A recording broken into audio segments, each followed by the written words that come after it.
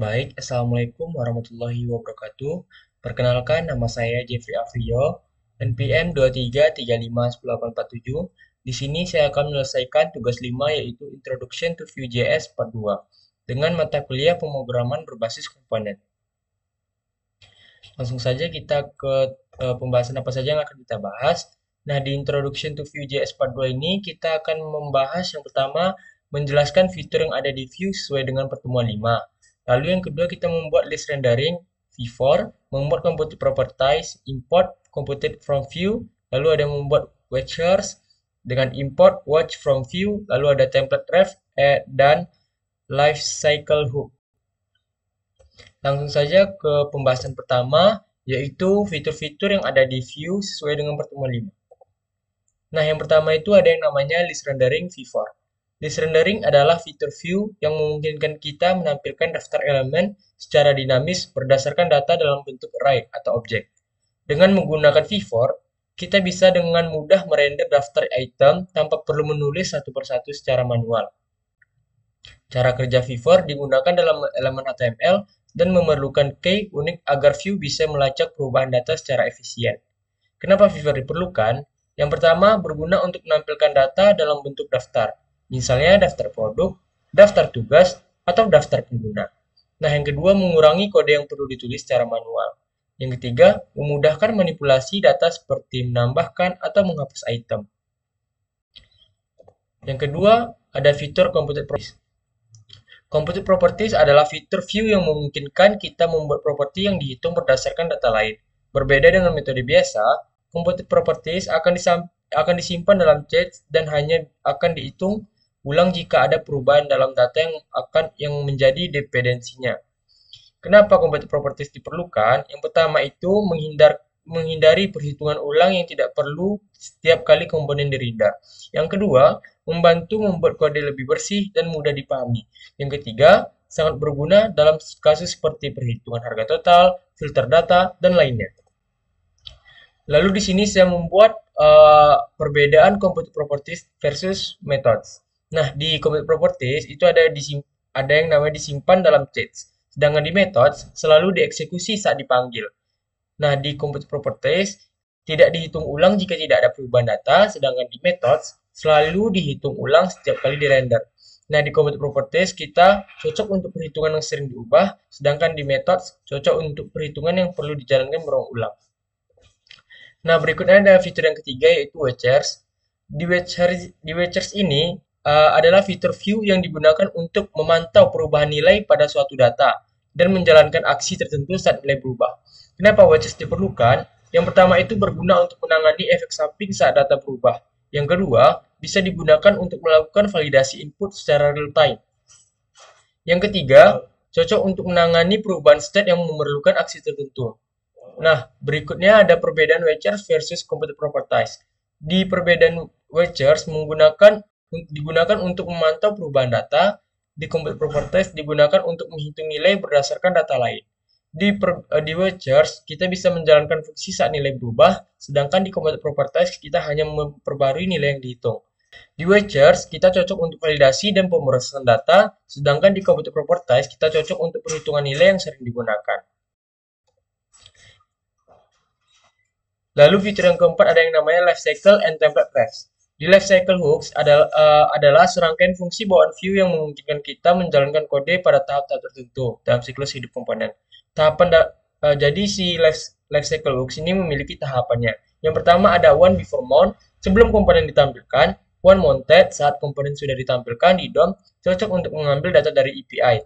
Lalu ada yang ketiga, on before update, sebelum data di komponen diperbarui. Lalu ada yang namanya on updated. Setelah pembaruan data selesai, lalu ada on before unmount sebelum komponen dihapus dari DOM, lalu ada on unmounted setelah komponen dihapus. Nah, itu tadi fitur-fitur yang ada di Vue sesuai dengan pertemuan 5. Nah, berikutnya kita akan membuat list rendering V4. Sebelum kita membuat list rendering, kita harus membuat file list rendering terlebih dahulu. Nah, di sini saya sudah memiliki file list rendering.vue-nya. Nah, jika ingin membuat .vue, kita harus membuat terlebih dahulu komponen-komponen utama pada view. Yang pertama itu ada yang namanya script, lalu ada yang namanya template, dan ada yang namanya style. Styles.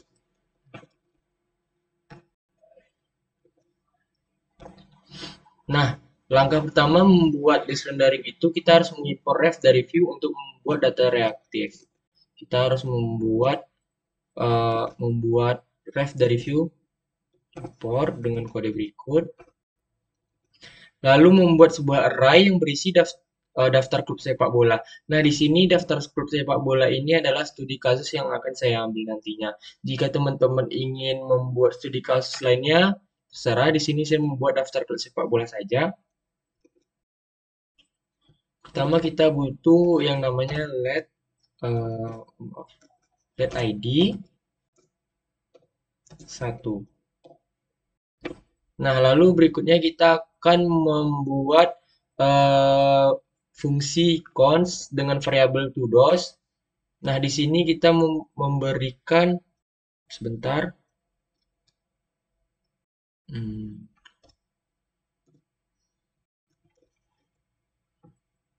Nah, di sini kita memasukkan data dari klub sepak bola yang ingin kita buat tadi, dari studi kasus saya tadi ya. Nah, di sini klub sepak bola yang pertama, oh iya, klub sepak bola kesayangan saya aja. Ada Real Madrid. Nah, lalu berikutnya kita membuat Barcelona saja. Dan yang terakhir itu ada Liverpool. Nah, ini sudah, lalu berikutnya ada bagian template. Nah, pada bagian template saya membungkusnya terlebih dahulu menggunakan div.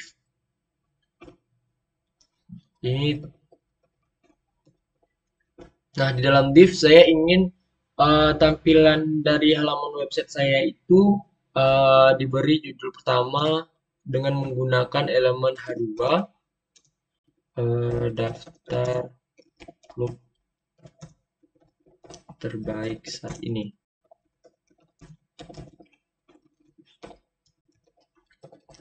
Nah, lalu berikutnya saya ingin Real Madrid, Barcelona, dan Liverpool ini berbentuk sebuah list dengan menggunakan elemen UL, sintak UL. UL. Nah, seperti ini. Sebentar. Kita ID dulu, terlebih dahulu. Nah, di sini kita menggunakan yang namanya adalah v-for. Penjelasannya, direktif v-for digunakan untuk mengiterasi setiap item di dalam array todos. Nah, lalu setelah itu kita menginisialisasikan nama todo yang awalnya todos menjadi todo. Nah, seperti ini. Jadi nanti todo ini akan mengambil data dari si todos yang ada di sini. Nah, ini. Jadi todo ini diinisialisasinya terlebih dahulu, lalu si todo ini mengambil data dari si todos. Gitu. Nah, lalu jika teman-teman ingin membuat halaman website teman-teman menjadi lebih baik, menjadi lebih bagus, kita terlebih dahulu membeli kelas container di sini. Nah, di sini kita tinggal buat saja apa yang ingin teman-teman apa ya? Teman-teman styling. Nah, di sini coba saya style aja di bagian container. Saya ingin di H2-nya saja ya. Nah, saya ingin warna dari bacaan daftar klub terbaik saat ini tuh saya ingin warnanya biru. Kita tinggal color blue. Nah, seperti ini. Sekarang langkah berikutnya jika ingin kita melihat di halaman website, terlebih dahulu kita buka app.view-nya ya. Apakah sudah list renderingnya sudah hidup? Nah, di sini penjelasan ini sudah saya jelaskan di video sebelumnya. Jadi sekarang kita tinggal menghidupkan list rendering.view-nya, lalu kita buka di website kita. Di sini saya menggunakan @g. Nah, sudah dilihat di sini daftar klub terbaik saat ini. Yang pertama itu ada Real Madrid, Barcelona, dan Liverpool. Sebentar, sepertinya ada yang salah di bagian stylenya.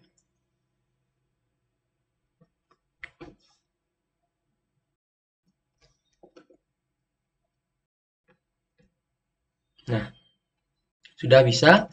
Ternyata tadi belum di-refresh. Nah, di sini kita sudah dapat melihat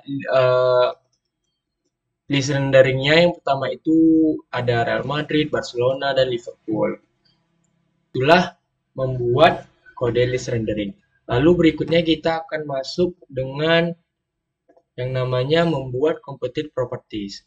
Nah, membuat composite properties, kita yang pertama harus ada filenya terlebih dahulu ya. Nah, di sini saya sudah membuat composite properties. Di sini teman-teman dapat membuat nama filenya tidak harus composite properties. Yang mewajibkan itu kita harus membuat di belakangnya ada .view-nya ya. Jika teman-teman ingin buat nama filenya 2.view atau yang lainnya tidak apa-apa. Nah, seperti sebelumnya kita harus membuat kerangka utama dari view. Yang pertama itu ada script, lalu ada template, dan ada yang namanya style. Kita buat saja.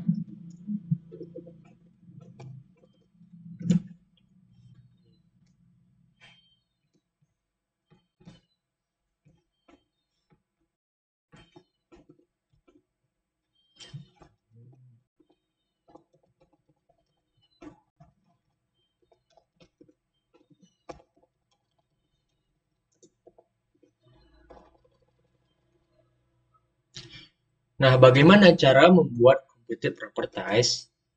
Cara membuat properties, yang pertama itu kita harus mengimport ref dan computed dari view untuk membuat data reaktif. Nah, caranya seperti ini. Kita mengimport terlebih dahulu computed from view. Di sini kita buat ref. Lalu, langkah kedua kita membuat sebuah data reaktif menggunakan ref. Data ini akan menyimpan pesan yang ingin kita tampilkan. Nah, di sini saya ingin membuat fungsi cons dengan variabel pesan, lalu ref. Nah, saya ingin membuat kata-kata itu halo nama saya. Halo, saya Jeffrey. Nah, langkah berikutnya di sini kita membuat sebuah composite property yang mengembalikan versi terbaik dari pesan. Jadi nantinya yang diharapkan outputnya itu adalah halo nama saya Jeffrey ini akan terbalik stringnya, yaitu jadi YRFEJ, kurang lebih seperti itu. Nah, kita membuat kode seperti ini. Kita membuat fungsi cons dengan dengan variabel pesan terbalik. Nah, di sini dapat teman-teman lihat sudah saya buat, yaitu fungsinya pesan terbalik computed. Nah, di sini computednya bernilai 0 dan diisi dengan return pesan. Nah, pesan di sini diambil dan datanya akan diambil dari halo nama saya Jeffrey ini.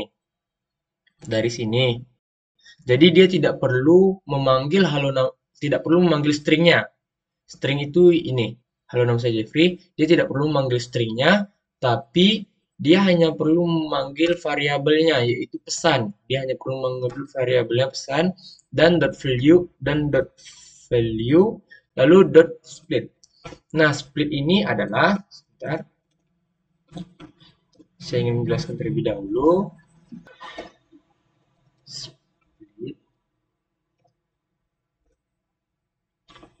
Nah, jadi di sini split ini digunakan untuk memecah string menjadi array. Maksudnya gimana? Nah, maksudnya itu seperti ini. Nah, kan tadi halo nama saya Jeffrey. Dia itu memecah string menjadi array. Jadi H A L O N. Nah, seperti ini. Nah, yang tadinya seperti ini akan dibuat oleh split itu menjadi HALO, bukan menjadi, dia itu dipecah-pecah menjadi sebuah array. Nah, seperti ini adalah array. Lalu dia akan diubah lagi nih menjadi reverse. Bagaimana reverse itu?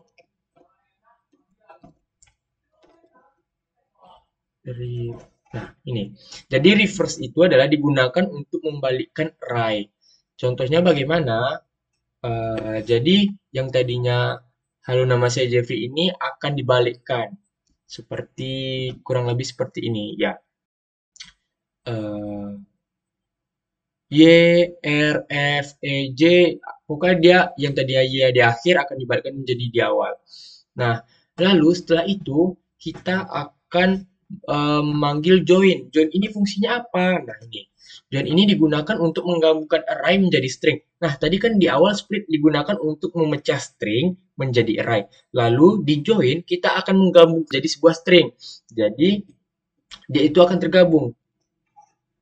Yang awalnya seperti ini terpisah-pisah, nah dia akan menjadi seperti ini, akan tergabung. Nah, kita lihat saja outputnya ya. Lalu di bagian template ini kita akan menampilkan hasil dari output yang telah kita buat ini. Dengan saya ingin membungkusnya terlebih dahulu, div. Lalu di sini saya buat p saja, pesan, setelah di p, pesan terbalik. Seperti ini.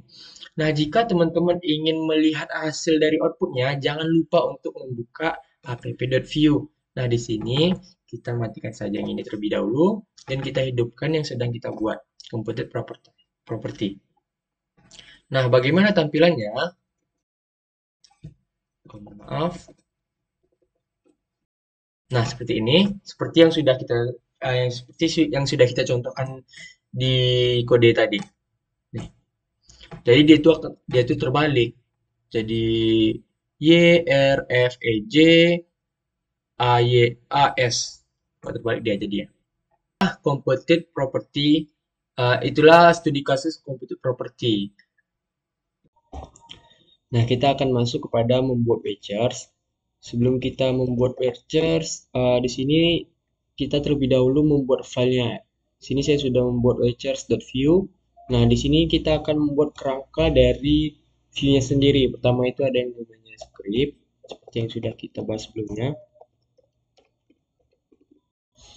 Lalu setelah script itu ada yang namanya template. Nah, ada yang namanya style. Style kita beri scooping. Nah, di sini kita mengimport terlebih dahulu. Mengimport fungsi ref dan watch dari view untuk membuat data reaktif. Baik, kita akan import di sini watch from view. Nah, penjelasannya di sini watch digunakan untuk memantau perubahan pada data reaktif dan menjalankan fungsi tertentu ketika perubahan terjadi.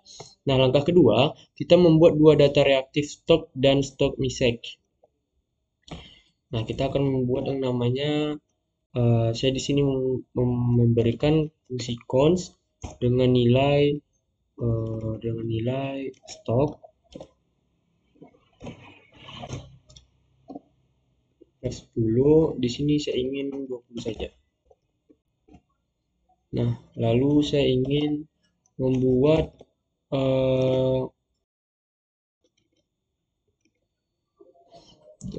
pesan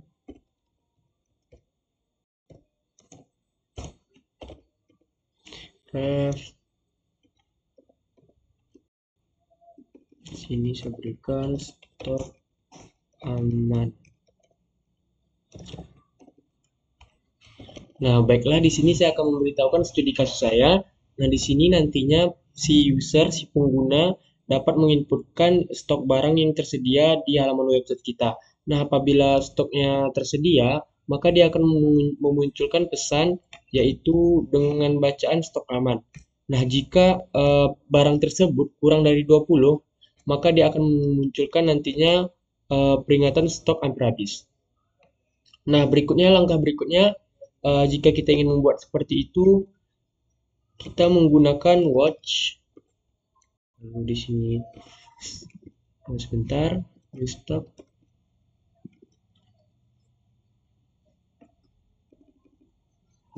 Kita buat new stock.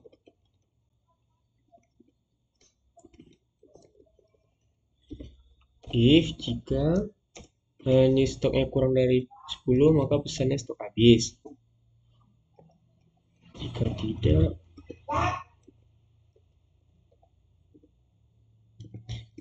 nah di sini penjelasannya itu, jika new stock ini adalah nantinya apabila si user itu menekan menginputkan nilai dari inputan yang telah tersedia, nanti dia akan diperbarui di watch. Maka fungsi watch ini akan digunakan untuk memantau perubahan pada data. Nah, di sini jika perubahan di new stocknya ini kurang dari 10, maka akan menampilkan stok habis. Bukan stok habis, maaf. Akan menampilkan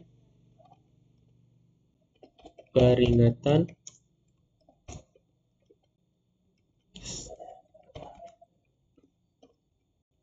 stok hampir habis.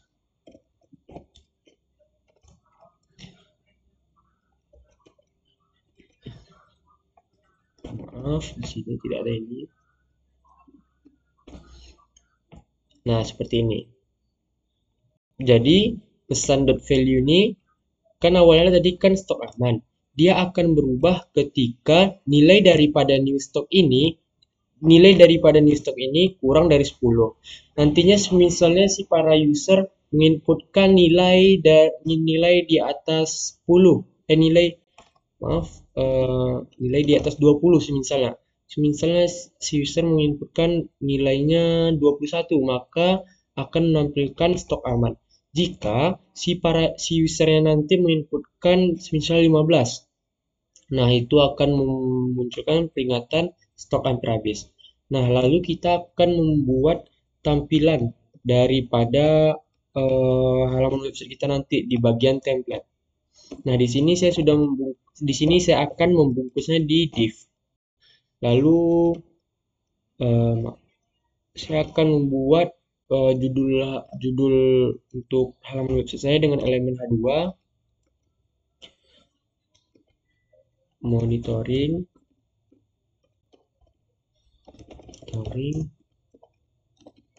stok barang. Nah, setelah itu saya akan membuat elemen input. Sebentar. V model.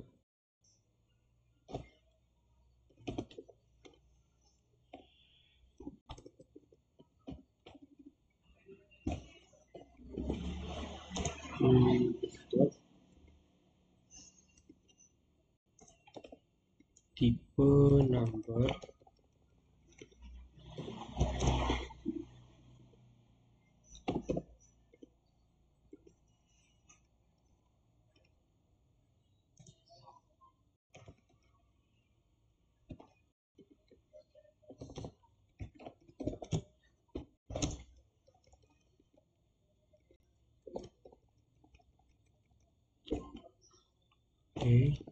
Pesan. Nah, di sini penjelasannya, saya menggunakan fitur yang telah ada di Vue yaitu vModel dengan inputan number. Nah, jadi si user itu hanya dapat menginputkan angka saja, tidak bisa menginputkan huruf dengan nilainya stok. Nah, nanti itu dia akan berhubungan dengan ini. Apabila nanti si pengguna menginputkan number, misalnya dia menginputkan nomor, nah dia itu akan diproses di bagian ini. Nah, jika sudah diproses, nanti akan ada muncul misalnya nomor yang diinputkannya itu 10 atau 223.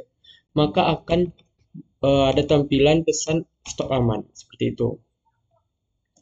Nah, lalu apabila teman-teman ingin memberikan style kepada halaman website kita agar terlihat bagus, maka teman-teman dapat memberikan kelas di sini dengan nama container. Lalu di sini teman-teman hanya memanggil kontainernya saja. Nah, contohnya seperti ini. Di sini kita ingin warnanya warna dari monitoring stok barang itu saya ingin warnanya itu dark blue. Lalu saya ingin font stylenya, font weight-nya itu bold. Font stylenya itu saya ingin ini. Nah, dapat kita lihat di halaman websitenya nanti. Ini belum di refresh, mohon maaf. Oh, ada kesalahan.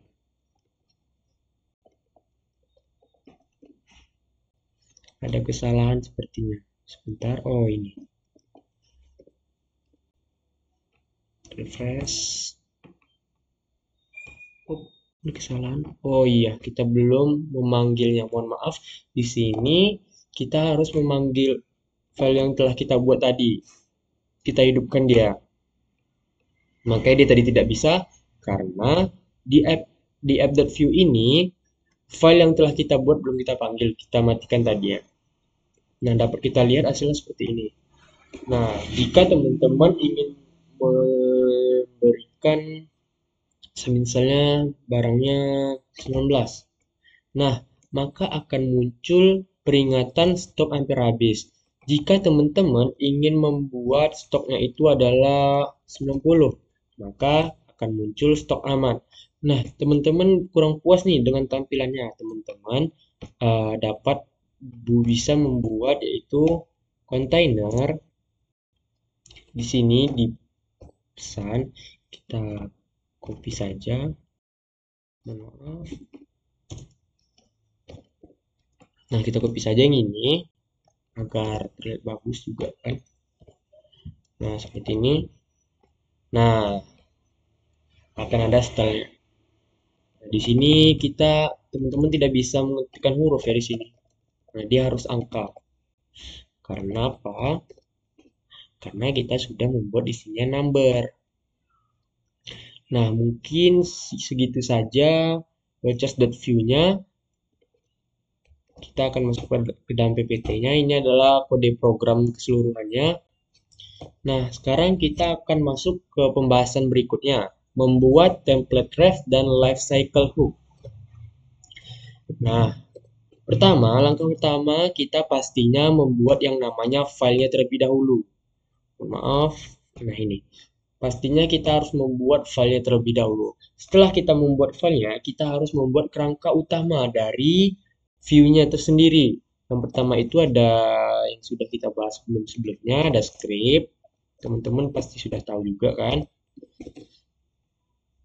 Lalu template. Nah, lalu berikutnya ada style scooping. Nah, di sini kita harus memikirkan studi kasus dari template ref cycle-nya. Nah, di sini saya ingin nantinya itu apabila kita merefresh dari halaman website, maka dia akan berubah sistem aktif sejak pukul dari dari waktu kita sekarang. Bagaimana caranya? Nah, caranya kita harus mengimport terlebih dahulu yang namanya uh, ref. Kita harus mengimport, maaf.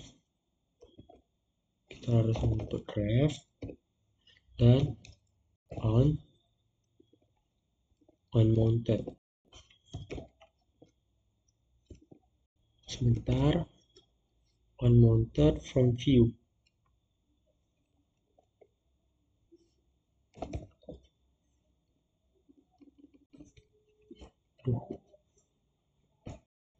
Maaf,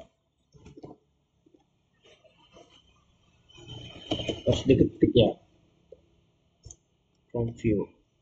Nah, setelah itu langkah berikutnya kita membuat sebuah template ref untuk mengakses elemen P. Ini elemen P ini akan kita buat nantinya di bagian script di dalam template. Nah, kita harus membuat refnya terlebih dahulu. Nah, di sini saya menggunakan fungsi const dengan variabel status paragraf. Status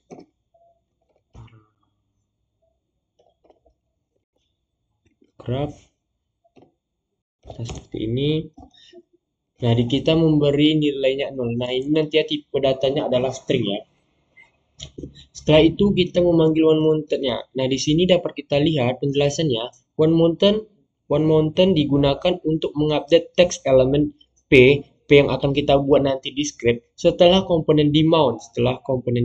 Nah, bagaimana caranya? Nah, skip ulang. Mount. Setelah komponen demount, kita akan mengupdate konten elemen P dengan waktu aktif sistem. Bagaimana caranya? Nah, kita menggunakan if status paragraf ada value, lalu di sini status paragraf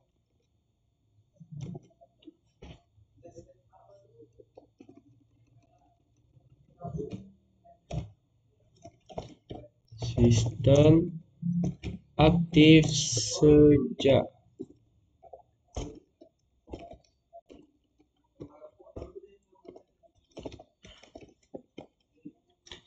sejak sini, lalu kita membuat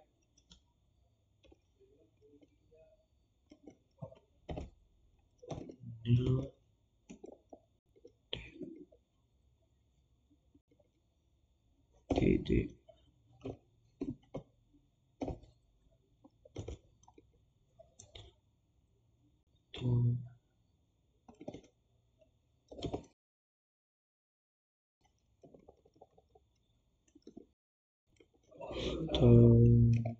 kali time string. Nah, yang ini.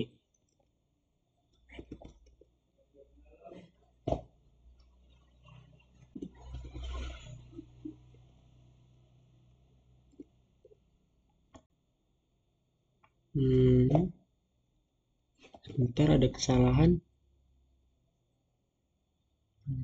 Oh, sini ya. Ini bukan yang ini, tapi yang ini. Ini juga dihapus. Nah, ini dia. Masih error.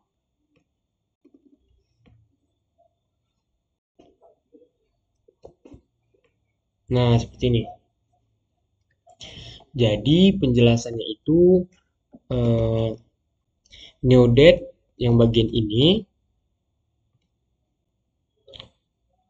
Di sini dikatakan new date to local time string ini adalah metode JavaScript yang mengembalikan waktu lokal dalam bentuk format jam, menit, dan detik. Nah, jadi nanti itu kita akan melihat di tampilan website kita tuh ada jam, menit, dan detik. Nah, bagaimana cara membuat tampilan di halaman website? Nah, di sini kita akan membungkusnya menggunakan div terlebih dahulu. Div. Lalu kita membuat H2. Kita membuat elemen H2 status system. Status system saat inilah ya.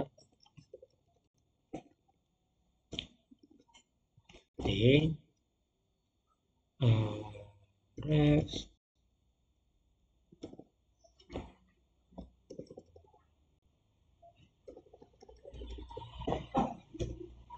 memuat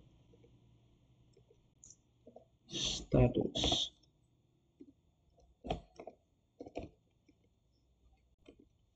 Nah, begini. Nah, ini nih status paragraf ini nantinya akan terisi di sini di status paragraf ini. Nah, ini dia akan diisi dengan sistem aktif sejak waktu, menit, dan detik. Kita coba lihat saja outputnya di sini. Kita refresh. Oh, kita belum. Nah, kita harus ingat terlebih dahulu ya. Kita harus memanggilnya di app view. Nah, kita belum memanggilnya. Kita masih memanggil yang sebelumnya watchers. Nah, kita matikan lalu kita hidupkan lagi ini. Coba kita lihat apa. Nah, oh, seperti terjadi kesalahan. Ehm,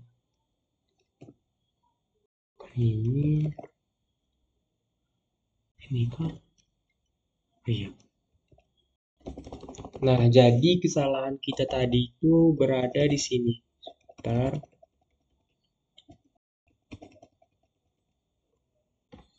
Nah, kesalahan kita itu tadi itu ada di sini, teman. Maaf.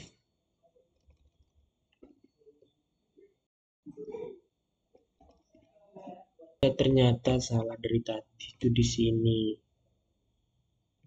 Ah, ini dia. Di sini. Refresh 100 paragraf. Nah, kita coba jalankan di sini. Nah, buat status. Nah, di sini ditampilkan status sistem saat ini adalah sesuai dengan jam kita, yaitu 20:20. Coba saja kita tunggu beberapa menit kemudian, apakah dia akan berubah.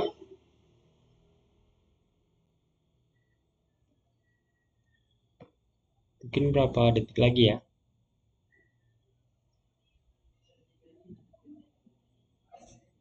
Nah, sudah berubah. Kita coba refresh. Nah, dia sudah berubah. Status sistem saat ini sistem aktif sejak 20 menit ke-21 detik ketiga.